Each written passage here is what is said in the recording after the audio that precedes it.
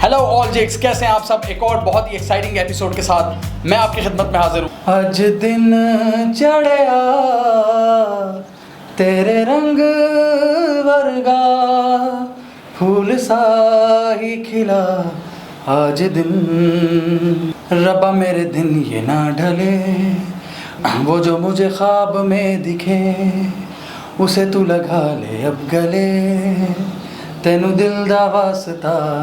अब आप लोग समझ रहे होंगे कि मुझे ख्वाब में कौन दिख रहा है। ये कोई लड़की शड़की नहीं है जो मेरे ख्वाबों में आ रही है। मेरे ख्वाबों में आ रहा है एक रोशन पाकिस्तान, एक ऐसा पाकिस्तान जिसमें करप्ट लोगों की अकाउंटेबिलिटी होगी और इसी तरह कोई करप्शन नहीं होगी। जैसा कि आप लोगों को पता है कि JIT ने अपनी फाइनल रिपोर्ट सबमिट करवा दी है सुप्रीम कोर्ट में, और एज एन ऑर्डिनरी सिटीजन, एक ऑप्टिमिस्टिक पाकिस्तानी होने के नाते मुझे भी ये उम्मीद है कि पाकिस्तान में अब इंसाफ का बोलबाला होगा, करप्शन बहुत कम होगी और ताकतवर लोगों को भी पकड़ा जाए। आप लोग मेरे से डिसएग्री कर सकते हैं, लेकिन मैं तो ये समझता हूँ। आप लोग प्लीज कॉमेंट कीजिए, क्या नवाज शरीफ को डिस्क्वालीफाई होना चाहिए या नहीं होना चाहिए। आज की एपिसोड में हमारे पास आप लोगों के लिए एक दो इंटरेस्टिंग डेवलपमेंट्स हैं। जैसा कि आपको पता है कि एक बॉलीवुड मूवी मॉम, जिसमें दो पाकिस्तानी एक्टर्स ने काम किया है, सजल अली और अदनान सिद्दीकी ने इंडियन लेजेंडरी एक्ट्रेस श्रीदेवी के साथ। पाकिस्तानी ये दोनों एक्टर्स बहुत जबरदस्त हैं, सजल अली और अदनान सिद्दीकी। अदनान सिद्दीकी ने तो इससे पहले भी हॉलीवुड में काम कर चुके हैं, एंजेलिना जोली के साथ उनकी मूवी आई हुई है। सजल अली ने भी बता दिया दुनिया को कि उनकी एक्टिंग स्टाइल यूनिक है। तो इंटरेस्टिंग न्यूज ये थी कि श्रीदेवी ने इंटरनेट पे एक वीडियो रिलीज की है। इस फिल्म की शूटिंग्स अब खत्म हो चुकी हैं, सारे अपने अपने मुल्कों को चले गए हैं। श्रीदेवी हमारे एक्टर्स को बहुत ज्यादा मिस कर रही हैं और उन्होंने रोते हुए एक इमोशनल पैगाम दिया है अपनी ऑन स्क्रीन बेटी सजल अली को कि बेटा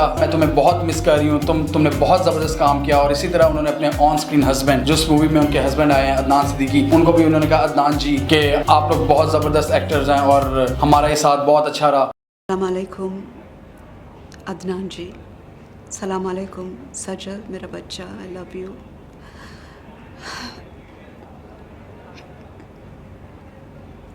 I don't know, I'm becoming emotional. I really miss you all.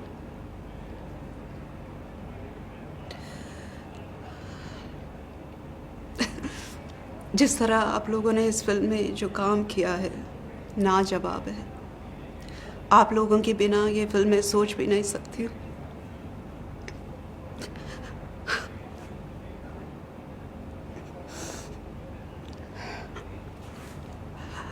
It's a very special moment for us.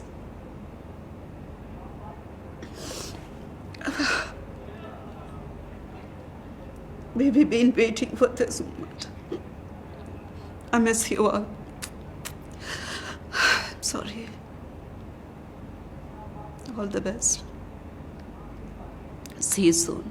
तो ये एक अच्छी बात है कि पाकिस्तानी और इंडियन एक्टर्स के दरमियान भी एक इमोशनल कनेक्शन बना काम के दौरान। तो मैं ये उम्मीद करता हूँ कि फ्यूचर में भी पाकिस्तानी और इंडियन एक्टर्स और डायरेक्टर्स इसी तरह की कोलैबोरेशंस करते रहें और हमारे लिए जबरदस्त किस्म की चीजें स्क्रीन पे लाते रहें। क्या आप पाकिस्तान और इंडिया के जॉइंट वेंचर्स को सपोर्ट करते हैं? प्लीज कॉमेंट सेक्शन में हमें बताएं। आर्ट की कोई बाउंड्री नहीं होती, तो इसलिए मैं तो बहुत सपोर्ट करता हूँ। अब आते हैं फख्र पाकिस्तान फख्र जमान पे। फख्र जमान एक बहुत ही जबरदस्त बैट्समैन होने के साथ साथ ऐसा लगता है वो थोड़े से नॉटी भी हैं, क्योंकि जब से वो इंडिया को हरा के आए हैं चैंपियंस ट्रॉफी में, वो किसी ना किसी शो में आके कोई एक नया चुटकुला छोड़ देते हैं जो बाद में सोशल मीडिया पे वायरल हो जाता है। अभी रिसेंटली उन्होंने एक शो में बड़ी मजे की बातें की और उन्होंने बताया कि किस तरह पाकिस्तान और इंडिया के चैंपियंस ट्रॉफी के फाइनल के दौरान इंडियन क्रिकेटर्स उनके साथ स्लेजिंग करते रहे, उनके साथ छेड़छाड़ करते रहे। सबसे पहले उन्होंने बुमराह का बताया। हम सबको याद है कि बुमराह ने उनको 8 रन पे आउट कर दिया था, लेकिन वो एक नो बॉल निकली थी और उसके बाद बुमराह बहुत तकलीफ में रहे। जाहिर बात है यार, कोई फास्ट बॉलर किसी को आउट कर दे और वो नो बॉल हो जाए, किसको तकलीफ नहीं होती। तो फख्र जमान ने बताया कि उस तकलीफ में बुमराह ने, जब उनको अच्छी बॉलें करा रहे थे और मोस्टली उनके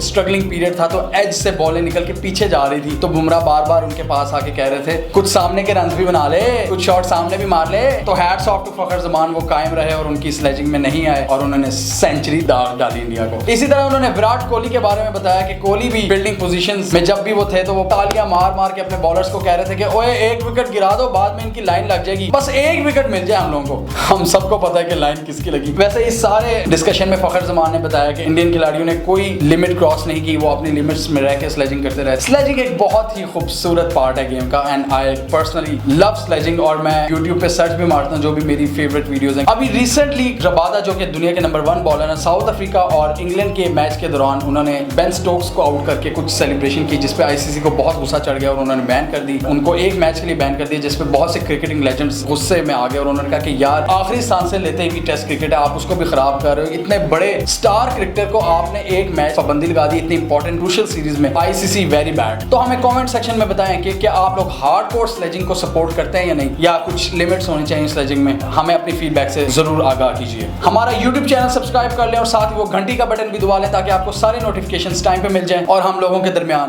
दूरियां मिट जाएं। जानम देख लो मिट गई दूरियां, मैं यहाँ हूँ, यहाँ हूँ, यहाँ हूँ, यहाँ। कैसी सरहदें कैसी मजबूरियाँ, मैं यहाँ हूँ, यहाँ हूँ, यहाँ हूँ, यहाँ। यार अभी गर्मी बहुत है, मेरे ख्याल है रात को कर लेते हैं शूट। देख नहीं रहा यार पसीना कितना आ रहा है, फिर ऑडियंस को ये पसीना ही देखने को मिलेगा फिर।